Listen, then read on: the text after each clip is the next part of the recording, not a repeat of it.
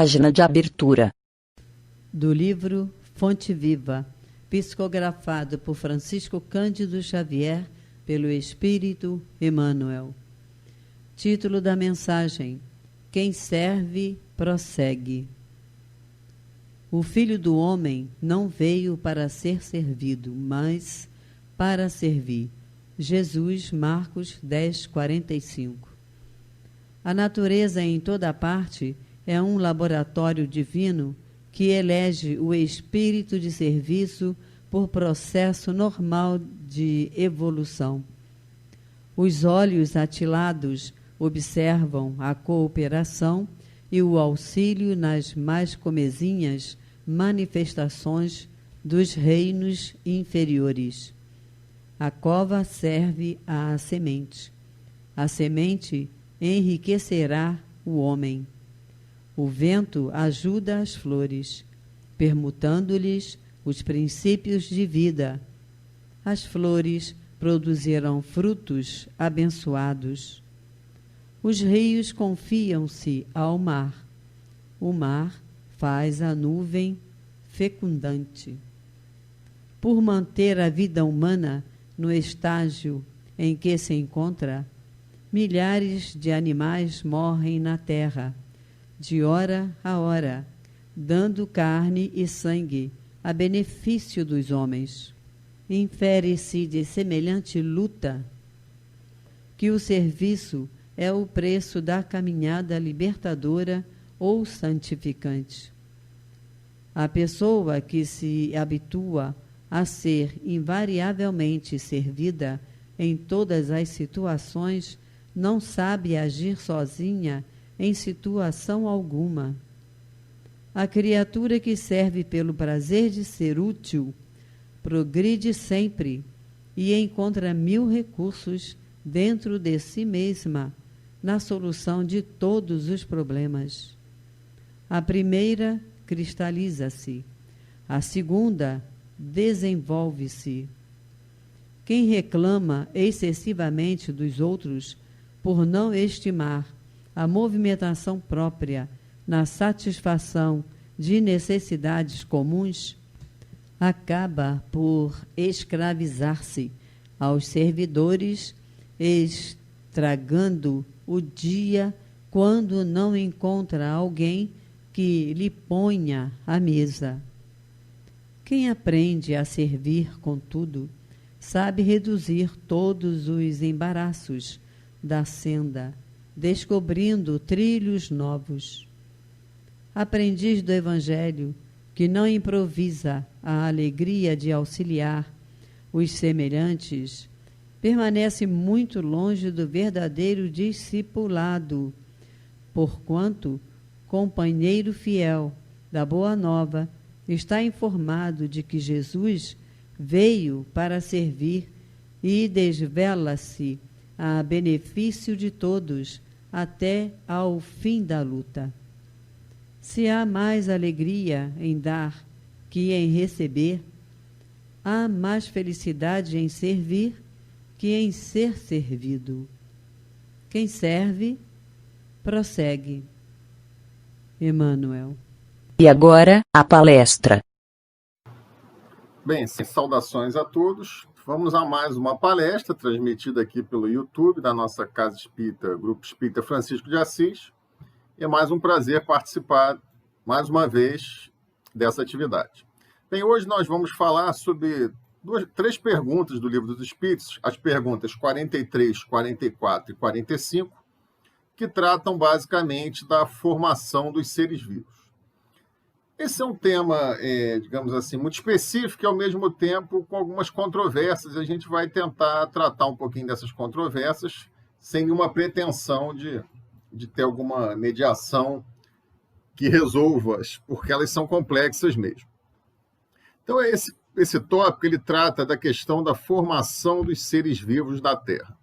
Então, para a gente ter uma ideia, né, do tamanho, da distância do início da vida na Terra, a gente vai pegar uma metáfora que a gente vai trazer ela de um livro do astrônomo chamado Carl Sagan, que é um livro chamado Os Dragões do Éden, E essa metáfora ele aplica também na série Cosmos, que foi passada na TV aberta na década de 70, 80, e agora ela está sendo replicada hoje na TV fechada, pelo canal NetGeo, né? Então, já está na segunda temporada do Cosmos.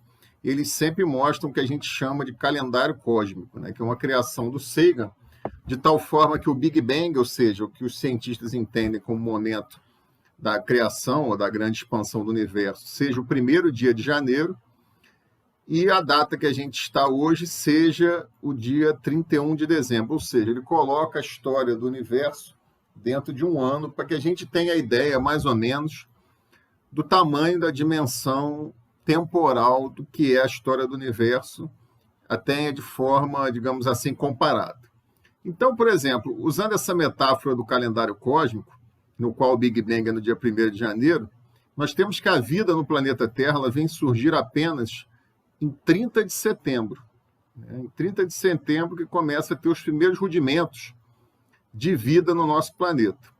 Pra vocês terem uma ideia, né, os dinossauros eles só surgem no dia 25 de dezembro. É o Natal dos dinossauros. Segundo o calendário cósmico, apenas em 25 de dezembro surgiriam os dinossauros, e os primeiros primatas, né, os primeiros símios, né, os próximos a hoje, os macacos, os chimpanzés, e a nós, né, apenas no dia 30 de dezembro.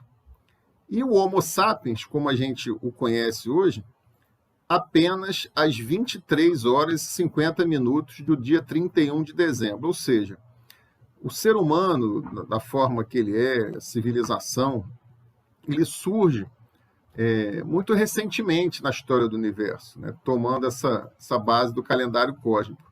E se a gente for considerar mesmo as civilizações, né, como a gente entende, as cidades, isso aí são segundos antes da meia-noite, né? Acho que chega a ser 2 minutos antes da meia-noite. Então, isso para a gente ter uma ideia de que dentro do contexto do universo, a vida surge aqui no planeta bem à frente, inclusive, da própria criação e resfriamento do planeta. Nessa série Cosmos, inclusive, é muito rica, mostrando as grandes extinções, né? Alguns momentos, 6 momentos na vida da Terra em que a vida foi extinta, houve um grande congelamento, houve um meteoro, algumas situações que extinguiram grande parte das espécies, as espécies se reformularam. Isso tudo é baseado em informações das rochas, né? Informações geotécnicas e também de informações de fósseis, né? E outros tipos de mecanismo que a gente usa para trabalhar com essa recontagem da história. Então, o trecho, feita essa ilustração inicial, né, a gente vai passar, então, por que o Livro dos Espíritos nos traz sobre isso e como é que isso se encaixa dentro dessa ideia, desses conhecimentos tão modernos que a gente tem sobre a criação do universo e a vida como ela se fez aqui no planeta Terra, né?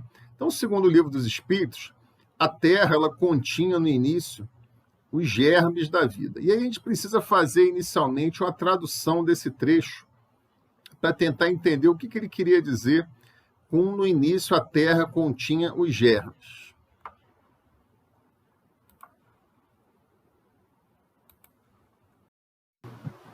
Então, o Livro dos Espíritos, né, a gente tem que entender o contexto daquela época, né?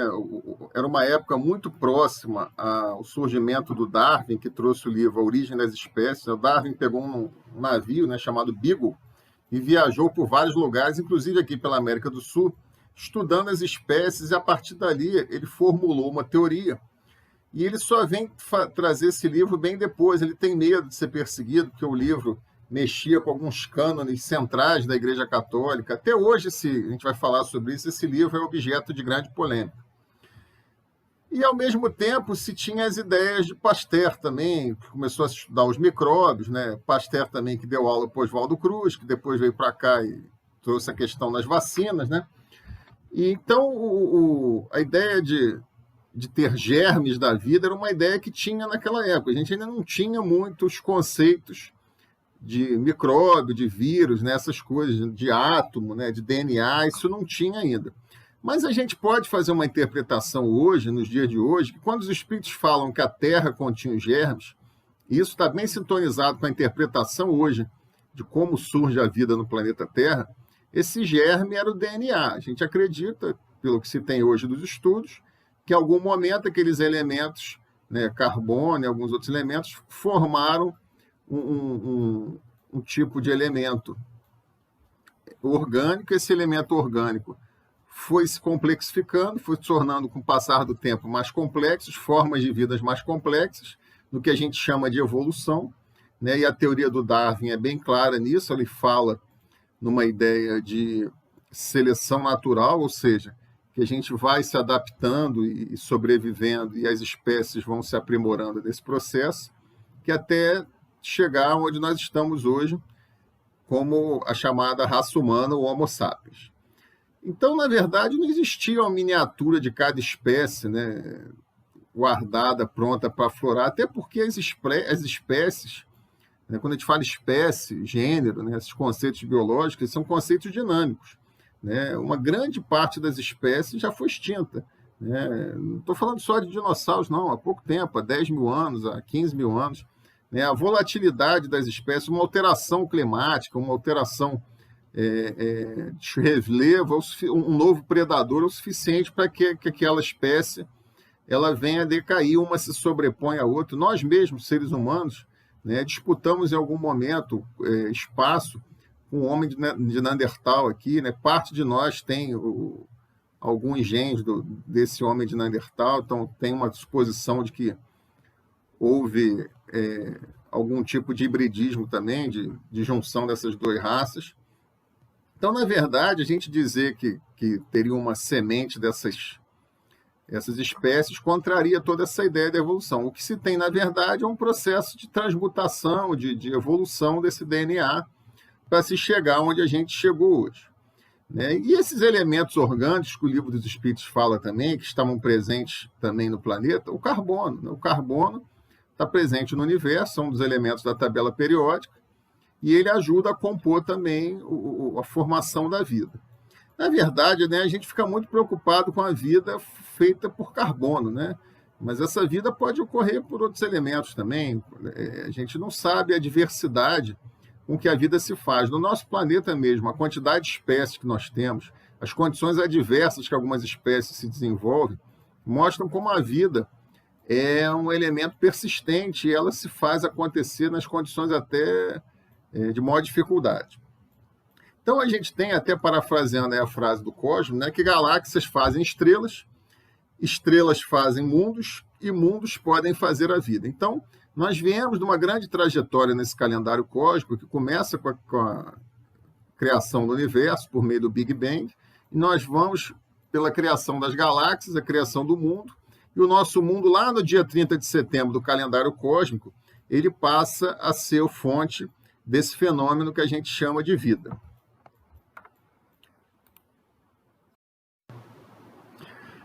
Então, por exemplo, hoje, as pesquisas dentro do sistema solar que a gente tem a busca de vida estão muito preocupados com a Europa, né, que é uma das luas de Júpiter, né, com luas de Saturno também, que são luas quase do tamanho da Terra, algumas, e que tem água, né, então tem um ambiente que provavelmente pode abrigar algum tipo de vida baseada em carbono. Então, hoje as pesquisas têm enviado sondas e tem projetos para o envio de sondas para esses locais, né? Principalmente a Europa é um local muito promissor, né? Porque no fundo dela tem um oceano, né? E o núcleo é quente.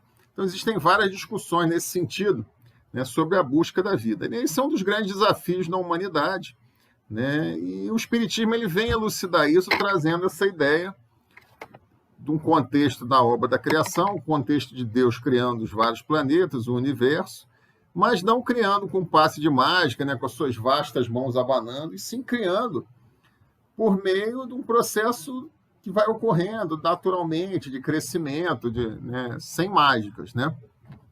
E aí esse ponto, pessoal, do Livro dos Espíritos, ele tem duas polêmicas que a gente precisa tratar aqui. Né? A gente precisa tratar com muita humildade, porque assim, houve muita mudança em termos da ciência, estou falando de mudanças baseadas em evidências, baseadas em consensos bem fortes, e que a gente precisa trabalhar isso, porque está nesse ponto aqui. A primeira polêmica, né, que a pergunta 45 e depois a 46, que não é objeto da nossa palestra hoje, mas ela acaba entrando, eles trazem uma ideia da biogênese, né? O que é a biogênese? É uma ideia de que a vida surgiria espontaneamente. E aí tem aquele exercício clássico, né, do ensino médio, em que o cientista foi lá e colocou um pedaço de carne, né, num pote, e daqui a pouco apareceram larvas no pedaço de carne, e ele falou que dali surgiu a vida. E aí depois chegou um outro cientista, botou o pedaço de carne, mas botou um pano tampando a boca do pote, e aí as moscas que tinham colocado os ovos com as larvas só colocaram na tampa do pote. A vida não nasce dessa forma. A vida é um processo muito complexo de milhões de anos para que ela venha se formar, para se criar uma espécie, para que se você cria um filo, um grupo de espécies. Mas lá no Livro dos Espíritos, na pergunta 46 especial, é trazido dessa forma a questão da biogênese. E depois o próprio Kardec, que parece, pelas pesquisas que a gente fez, que ainda não tinha tido contato com as discussões do Pasteur, que o Pasteur é o cara que prova que essa biogênese era furada, e obviamente, né, todos nós temos essa noção de que esse conceito não se sustenta. Mas aí o Kardec também, em algum momento lá na Revista Espírita, ele também se coloca favorável a essa ideia. E essa ideia, hoje, ela não tem mais sustentação, né? Então, o que a gente tem é esse surgimento por meio de um fenômeno inexplicado. Alguns dizem que é a eletricidade, outros dizem que veio da água e tudo. Mas lá ficou essa pergunta, né? E como a gente tem uma visão do Livro dos Espíritos, que aquilo não é a Bíblia Sagrada, né? Aquilo ali é um livro, né, que trouxe uma revelação, mas tem um contexto de uma época, como não poderia deixar de ser, né? A gente fica, como o próprio Kardec e os próprios espíritos indicaram, a gente fica com a ciência, né, de que a ideia da biogênese não existe, né? O que existe é um processo de evolução em que, se eu botar um pedaço de carne dentro de um pote, esse pedaço de carne não vai surgir a vida naturalmente, tá? Então, essa é a ideia que se tem. E a segunda polêmica que tem nesse quesito das perguntas 43 a 45 em especial, é a polêmica do criacionismo, do evolucionismo e do design inteligente, né? São três ideias que são muito fortes, né? O criacionismo é a ideia religiosa, né? Todas as religiões têm essa base, que Deus em algum momento criou o universo e criou o mundo, só que a forma com que essa história é contada muda de religião para religião. Então, no caso da religião católica, no cristianismo, que tem como base a Bíblia, no caso do cristianismo, que tem como base a Bíblia, né, se tem aquela narrativa antiga, né, dos livros do Velho Testamento, da criação em 7 dias, né, Deus trabalhou 6 dias, no 7º descansou, fez-se a luz, né, e que teria o primeiro homem e a primeira mulher, chamado Adão e Eva, né? Obviamente que essa é uma visão muito terrocêntrica, né? Coloca a Terra, o planeta Terra, como centro do universo. Hoje a gente sabe que a gente tem mais estrelas do que grãos de areia nas praias do mundo. Então, assim, é uma narrativa de uma época, de um povo, né? Tinha um sentido até político.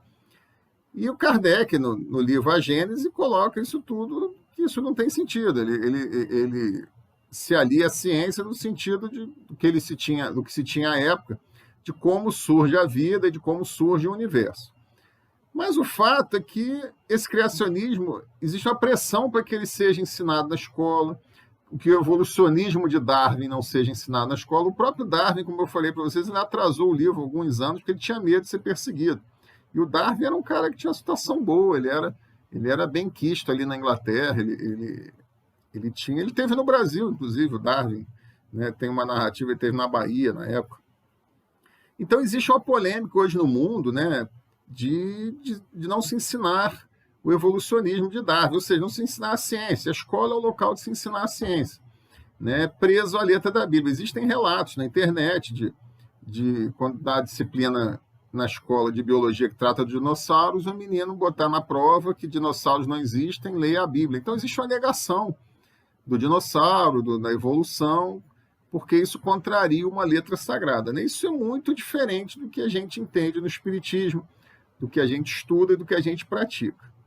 E o outro lado, né, é a teoria que é a mais aceita, que é a ideia do evolucionismo, da ideia de Charles Darwin. Apesar desse tempo todo, né, ter passado aí mais de 150 anos, o o Darwin está lá em pé, né? O Darwin se mantém firme e forte, né? Mantendo aí a sua teoria. Ela explica muita coisa agora no coronavírus.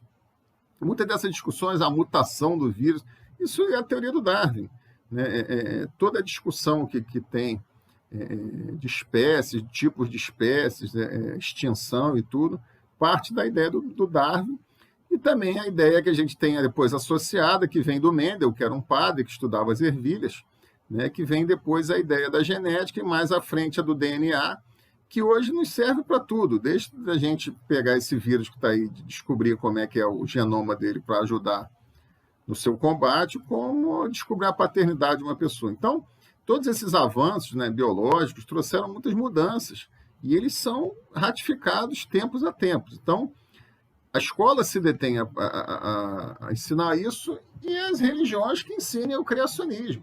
Isso aí tem acontecido sempre, mas é uma polêmica. E a outra terceira ideia que existe é a ideia que o pessoal chama de design inteligente, que é um criacionismo, né, só que ele adapta a ideia da evolução. É uma ideia de que existiu uma criação no universo lá por Deus e que houve um processo evolutivo, mas que ele não se deu pela seleção natural, que existia um engenheiro ali por trás, um designer, que fazia uma interação e tudo. E essa ideia tem alguma sintonia com o que é trazido em alguns livros espíritas, por exemplo, como os livros do Emmanuel, como Consolador, A Caminho da Luz e tudo. Então, essa é a terceira ideia. Eu, particularmente, não tenho uma ideia formada se o design inteligente ele é consoante ao espiritismo ou não. Ele é uma terceira via que se encontrou para tentar colocar a ideia de Deus junto com a ideia da evolução, porque viu que aquela criacionismo de Adão e Eva realmente não tem fundamento. Mas o fato é que a gente ainda tem pouco conhecimento sobre essas coisas, né? E a gente precisa trabalhar com essa discussão. Mas eu queria trazer essas duas polêmicas para vocês, no sentido de mostrar que elas estão por aí, permeiam, o espiritismo se posiciona de alguma forma por meio das suas obras básicas nesse sentido, né? E temos a ciência, né, galopante, que não pede licença, e o Kardec, já sabendo disso, se precaveu para essas coisas também. Bem, já se encaminhando então para o nosso fim, né, essas questões, né, e o tanto não é à toa que o Kardec deixou o livro A Gênese por último, né, porque ele sabia que estava numa época de grandes descobertas, de grandes avanços. E o espiritismo ele vem mediar essa questão da espiritualidade com a questão da ciência. Ele não vem fazer elas brigarem. Ele vem tentar conciliar a espiritualidade com a ciência com seus métodos, suas evidências, e a espiritualidade que lida com outro mundo ainda não percebido por essa mesma ciência. Então a gente tem que entender esse caminho, né? E se naquele momento, né, há 150 anos atrás, se tinha uma visão, essa visão mudou bastante, né? O mundo do Kardec era um mundo que não tinha avião, não tinha computador, né? Não tinha... O Kardec hoje, aqui no século XXI, ele ia tomar um susto, né, com as coisas, né? Em que pese alguns problemas daquela época ainda continuam até hoje, né? E estão bem descritos lá, né, como a pena de morte, ou duelo, outras situações que, em que pese não existam daquela maneira, existam de outras maneiras, com os mesmos princípios, né? O que a gente sabe hoje, com certeza, assim, essa ideia do DNA, isso é muito forte nessa trajetória da evolução, né, da modificação das espécies, né? Isso são conceitos já sacramentados e estão afinados com a ideia espírita, né? Em que pese tem essa questão da biogênese, está afinado com a ideia do espiritismo. Ele nega a ideia da evolução, pelo contrário, o espiritismo é uma doutrina evolucionista, né? Ele coloca uma trajetória, né, do princípio espiritual, e isso é explorado o tempo todo. E, ao mesmo tempo, né, ele traz essa ideia de defesa de todos esses seres que estão no planeta, né? Isso é uma ideia que a gente traz também na formação de seres vivos. Todos nós somos irmãos nessa essência espiritual, somos irmãos nessa origem, né, desse mesmo DNA, desse mesmo código genético comum a todos, né? Isso faz nos lembrar também a questão da defesa dos animais, a defesa da vida, né? A gente não tratar os animais com crueldade, não caçar, né? A poluição que afeta os animais, agora a coisa de jogar os objetos, né, os plásticos no mar, que afetam a fauna marinha. Todo esse cuidado que a gente, como espécie, deveria ter com as outras espécies, né, em que pese existe a lei de destruição, né, que fala da questão da utilização dos animais para algumas coisas, mas nós todos vamos responder pela nossa crueldade. Então, nós temos que tratar bem os animais, nós temos que cuidar desses nossos irmãos, né? Afinal, de alguma forma, já estivemos ali, né, como princípio, né? E todos estamos caminhando na estrada da evolução. Então, acho que essa é a grande mensagem que fica na palestra de hoje, que a vida é um fenômeno, né? A vida encarnada é um fenômeno que se manifesta de várias formas, né? E nós seguimos uma trajetória de evolução na qual hoje nós temos o homem encarnado, né, como, digamos assim, o ápice desse processo, mas ninguém nos garante que não teremos daqui a mais tempo outras formas, né, a gente possa evoluir para uma outra espécie, né? Os espíritos não falam sobre isso, mas olhando para o passado, esse deve ser o caminho natural. Tá? Agradeço mais uma vez a oportunidade de apresentar aqui. É um tema árido, é verdade, é um tema realmente difícil, mas a gente fica com essa mensagem para todos. Um grande abraço e um bom 2021 para todos.